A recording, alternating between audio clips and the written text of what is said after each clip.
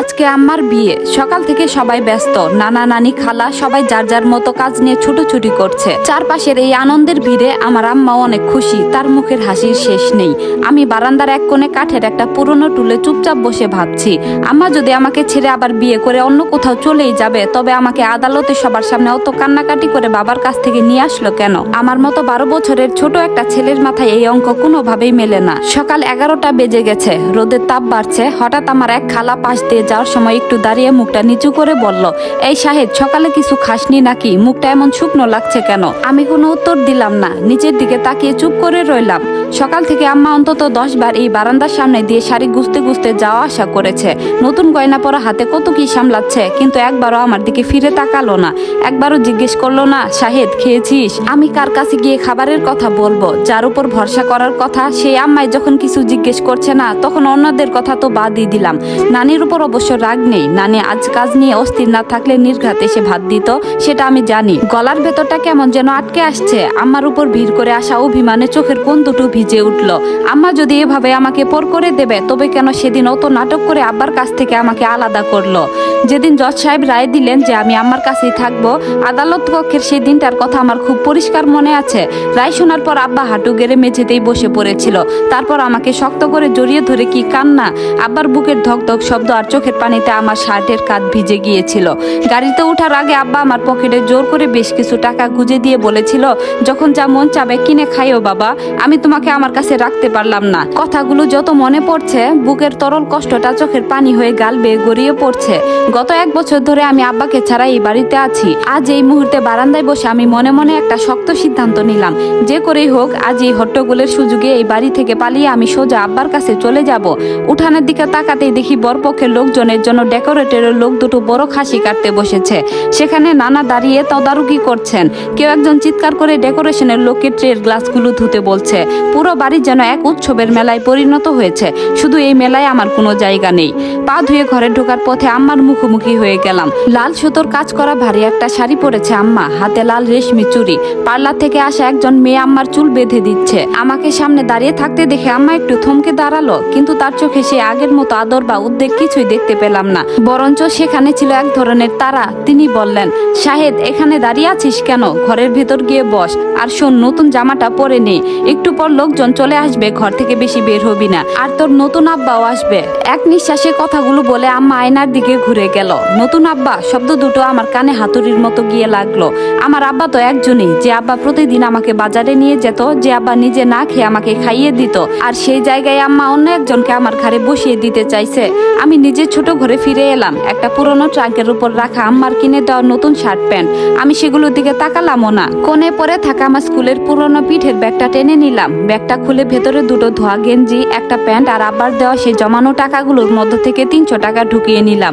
পকেটের বাকি টাকাটা আমি খুব যত্ন করে একটা আলাদা পকেটে মুড়ে রেখেছি। ওটা আব্বার শেষ স্মৃতি, ওটা আমি খরচ করব না। বাড়ি থেকে বের হওয়ার রাস্তা খুব সহজ নয়। উঠানে নানার নজর এড়িয়ে গেট দিয়ে যাওয়া যাবে না, কিন্তু পেছনের রান্নাঘরের পাশ দিয়ে যে ছোট গলিটা পুকুর পাড়ের দিকে গেছে, ওদিক দিয়ে চাইলে খুব সহজেই টপকে বেরিয়ে যাওয়া যায়। দুপুর 1:30টার দিকে যখন সবাই দুপুরের খাবার খেতে বসবে আর নতুন বর আসার তোড়জোড় শুরু হবে, ঠিক তখনই সুযোগটা নিতে হবে। হঠাৎ দরজায় টোকা পড়লো। চোখ মুছে দেখি নানি দাঁড়িয়ে আছে, হাতে একটা ছোট বাটিতে দুটো মিষ্টি। নানির চোখ দুটো ক্লান্ত, কিন্তু সেখানে আম্মার মতো উদাসীনতা নেই। তিনি বললেন, নে ভাই, সকাল থেকে তো তোকে কিছু খেতে দেখি নাই, মুখে একটু দে। তোর আম্মা তো আজ নতুন জায়গায় পা দিচ্ছে, তোকে দেখার সময় কই তার? নানি নিঃশ্বাস ফেলে আমার মাথায় হাত বুলালো। নানির হাতের মিষ্টিটা মুখে দিতে গিয়ে আমার গলা আটকে গেল। না, এই বাড়িতে আর কিচ্ছু খাবো না, আর এক মুহূর্তেও না। মিষ্টির বাটিটা টেবিলের উপর রেখে দিলাম। আমি ব্যাগটা খাটের নিচে লুকিয়ে রেখেছিলাম। ঘড়ির কাঁটা দুপুর 12টা বাজলো। আর মাত্র কিছুক্ষণের অপেক্ষা। আমি আব্বার শহরের বাস রুটের রাস্তাটা চিনি। আমাদের এই গ্রাম থেকে 5 মাইল দূরে বাস স্ট্যান্ড। সেখান থেকে টাঙ্গাইলের বাস ধরে সোজা চলে যাব আব্বার দোকানে। আব্বা হয়তো ভেবেছিল সে আমাকে হারিয়ে ফেলেছে, কিন্তু আজ আমি আব্বাকে প্রমাণ করে দেব আমি শুধু তার ছেলে, আর কারো না। ঘড়ির কাঁটায় তখন 1টা বাজতে 10 মিনিট বাকি। মরিচ আর গরম মশলার ঝাঁঝালো গন্ধে পুরো উঠান গম গম করছে। বাবুর্চি কড়াইয়ের ঢাকনা সরিয়ে বিশাল কাঠের খন্তা দিয়ে চাল নাড়ছে, আর সেখান থেকে ধোঁয়া উঠে বাতাস ভারী করে তুলছে। নানা গলার রক ফুলিয়ে ডেকোরেটরের ছেলেকে তাগাদা দিচ্ছেন, আরে গেটের ফুলগুলো ঠিক মতো বাঁধ, বরপক্ষ আর আধা ঘন্টার মধ্যে চলে আসবে। ঠিক এই হট্টগোল আর হইচয়ের মুহূর্তটার জন্যই আমি অপেক্ষা করছিলাম। খাট থেকে ব্যাগটা পিঠে ঝুলিয়ে নিলাম। শার্টের তলায় ব্যাগটা চেপে ধরে সাবধানে পা টিপে টিপে পেছনের রান্নাঘরের গলির দিকে এগোলাম। নানি তখন কড়াই থেকে বাটিতে কোরমা ঢালতে ব্যস্ত। কাজের মহিলারা ডাল বাটা নিয়ে তর্ক করছে, কেউ আমার দিকে খেয়াল করার অবস্থায় নেই। রান্নাঘরের পেছন ঘেঁষে বাঁশঝাড়ে সেতে গলিটা দিয়ে বেরিয়ে আসতেই সোদা গন্ধ নাকে এলো। গলির শেষ মাথায় পুরনো ইটের নিচু দেওয়াল। ব্যাগে হাত দিয়ে দেখে নিলাম টাকাটা ঠিক আছে কিনা। তারপর কোনো মতে পা দেয়ালে আটকে ওপারে বাঁশবাগানে লাফিয়ে পড়লাম। কাদা আর শুকনো বাঁশপাতার উপর দিয়ে যখন দৌড়াতে শুরু করলাম তখন বুকের ভেতরটা ড্রামের মতো বাজছিল। মনে হচ্ছিল এই বুঝি কেউ পেছন থেকে ডেকে উঠলো, শাহেদ কই যাস? কিন্তু না, শুধু পেছনের বাড়ির সাউন্ড বক্সে বাজতে থাকা হিন্দি গান আর মাইকের আওয়াজ ব্যাকগ্রাউন্ডে ফিকে হয়ে আসতে লাগলো। পাকা রাস্তায় উঠে আমি হাঁটার গতি বাড়িয়ে দিলাম। দুপুর একটা রোদে পিচ ঢালা রাস্তা গরম হয়ে উঠেছে। চটির তলা দিয়ে সে আজ পায়ে লাগছে। বাস স্ট্যান্ড পর্যন্ত পৌঁছাতে হলে প্রায় 3 মাইল কাঁচা রাস্তা আর 2 মাইল পাকা রাস্তা পার হতে হবে।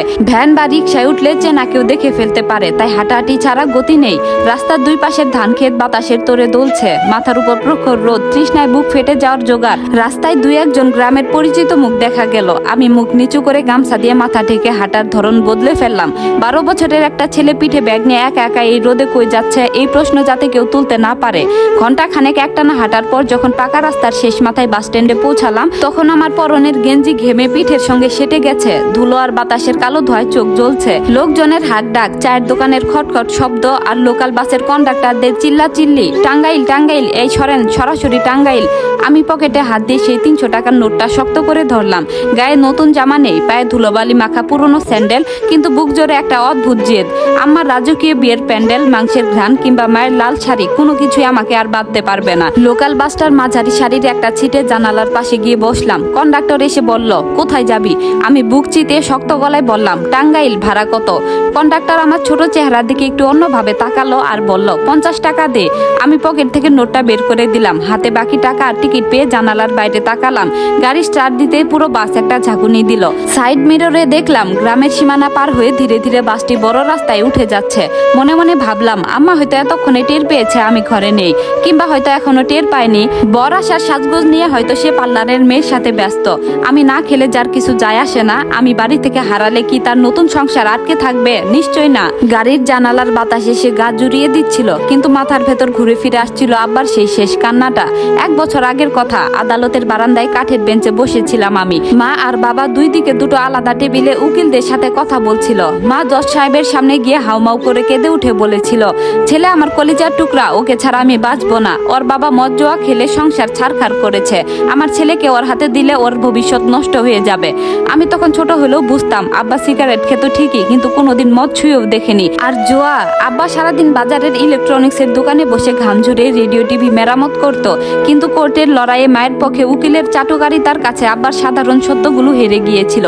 জজ সাহেব যখন রায় দিলেন আমি আমার কাছেই থাকবো, আব্বা ডুকরে কেঁদে উঠেছিল। বিচারক উঠে যাওয়ার পর আব্বা আমার কাছে এসে হাঁটু গেড়ে বসেছিল। আমার ধুলোবালি মাখা হাত দুটো নিজের মুখে চেপে ধরে বলেছিল, তুই কষ্ট পাস না শাহেদ, তোর আম্মা তোকে ভালো রাখবে, পড়াশোনাটা ঠিক মতো করিস, আর শোন, তোর আব্বা তোকে কোনোদিন ভুলে থাকবে না। সেই দিন আব্বার হাত থেকে পাওয়া সেই সামান্য টাকাগুলো আজ আমার একমাত্র ভরসা। বাস যখন টাঙ্গাইল বাস স্ট্যান্ডে এসে পৌঁছালো তখন বেলা 5টা পেরিয়ে গেছে। পুরো শহরটা অচেনা লাগছিল। 1 বছর আগে আব্বার সাথে যখন এই শহরে এসেছিলাম তখন এত বড় বড় দালান ছিল কিনা মনে নেই। মোড়ের মুখে নেমে একটা ডাবের দোকানে গিয়ে দাঁড়ালাম। ডাবওয়ালা লোকটা ডাব কাটতে কাটতে বলল, কই যাবা বাজান? আমি বললাম, চৌধুরী মার্কেটের পেছনের রহমান ইলেকট্রনিক্সের দোকানে। লোকটা ডাবের চোখ কেটে দিতে দিতে বলল, ও খালেক মিয়ার দোকান, ও তো সোজা গিয়ে ডান দিকের গলি, হেঁটে গেলে 5 মিনিট লাগবে। ডাবের জলটুকু এক নিঃশ্বাসে খেয়ে টাকাটা মিটিয়ে দিলাম। তারপর হাঁটা দিলাম নির্দিষ্ট গলির দিকে। গলিটা একটু ভেতরের দিকে, দুই পাশে বেশ কিছু পুরনো টিনের আর ইটের দোতলা দোকান, ঘড়ির দোকান, সাইকেল মেরামতের দোকান পার হয়ে একটু এগোতে নজরে এলো সেই নীল রঙের সাইনবোর্ডটা, রহমান ইলেকট্রনিক্স। ভেতরে একজন লোক মাথা নিচু করে সোল্ডারিং আয়রন দিয়ে সার্কিট বোর্ডে কাজ করছে। বাতাসে রাং আর রেজিনের পরিচিত ঝাঁঝালো গন্ধ। লোকটার চুলগুলো 1 বছরে অনেকটাই পেকে গেছে। গায়ে নীল রঙের শার্টের কলারটা একটু ছেঁড়া, গাল ভাঙা, চোখে মোটা ফ্রেমের চশমা। আমার বুকের ভেতর যেন 1000টা ঢাক একসঙ্গে বেজে উঠলো। চোখ দুটো ঝাপসা হয়ে এলো। আমি দোকানের দরজার কাঠের টুলে ব্যাগটা নামিয়ে রেখে কাপা কাপা গলায় ডাকলাম, আব্বা। ভেতরে সোল্ডারিং আয়রন ধরা হাতটা এক মুহূর্তের জন্য বাতাসে থমকে গেল। লোকটা কোনো কথা না বলে আস্তে আস্তে মাথা তুললো। চশমাটা নাকের উপর থেকে টেনে ঠিক করে আমার দিকে তাকালো। প্রথম কয়েক সেকেন্ড আব্বা যেন নিজের চোখে বিশ্বাস করতে পারছিল না। তারপর হাতের টুলটা মেঝেতে ফেলে দিয়ে ধরফর করে উঠে দাঁড়ালো। আব্বা কাপা গলায় বলল, শাহেদ, তুই এখানে? আব্বার গলার আওয়াজটা আটকে আসছিল। আমি আর নিজেকে ধরে রাখতে পারলাম না। দৌড়ে গিয়ে আব্বার কোমর জড়িয়ে ধরলাম। 1 বছর ধরে জমে থাকা সব অভিমান, কষ্ট আর আমার উপর জমানো রাগ চোখের পানি হয়ে আব্বার ময়লা ময়লা শার্টে আশ্রে পড়লো। আব্বা মেঝেতেই হাঁটু গেড়ে বসে আমাকে বুকের মধ্যে আঁকড়ে ধরলো। তার শরীরে সে পরিচিত ঘামের আর সোল্ডারিং এর গন্ধটা আমাকে জড়িয়ে নিল। আব্বা বলল, তুই একা এত দূর কিভাবে আসলি রে বাবা? তোর আম্মা কই? তোকে কে পাঠালো? আব্বা আমার মুখটা 2 হাতে ধরে ছটফট করে দেখতে লাগলো, যেন বিশ্বাসই করতে পারছে না আমি সত্যি সামনে দাঁড়িয়ে আছি। আমি কাঁদতে কাঁদতে বললাম, আজ আম্মার বিয়ে আব্বা, আম্মা আমাকে আর চায় না, আমি আর ওই বাড়িতে ফেরত যাব না। তুমি আমাকে তোমার কাছে রেখে দাও, আমি তোমার দোকানে কাজ করব, তা ওই বাড়িতে আর কোনোদিন যাব না। আব্বার হাত দুটো থর থর করে কাঁপতে লাগলো। আমার কথাগুলো শুনে তার চোখের কোণ দিয়ে গড়িয়ে পড়া পানি এসে পড়লো আমার কপালে। শহরের এই ঘিঞ্জি গলির ছোট্ট একটা ইলেকট্রনিক্সের দোকানে তখন 2 জন নিঃসঙ্গ মানুষ একে অপরকে শক্ত করে ধরেছিল, যাদের হারিয়ে যাওয়ার মতো আর কিছুই অবশিষ্ট ছিল না। গল্পটি কেমন লাগলো জানাবেন, আর পরবর্তী পর্বটি শুনতে চাইলে অবশ্যই একটি কমেন্ট করবেন। ধন্যবাদ।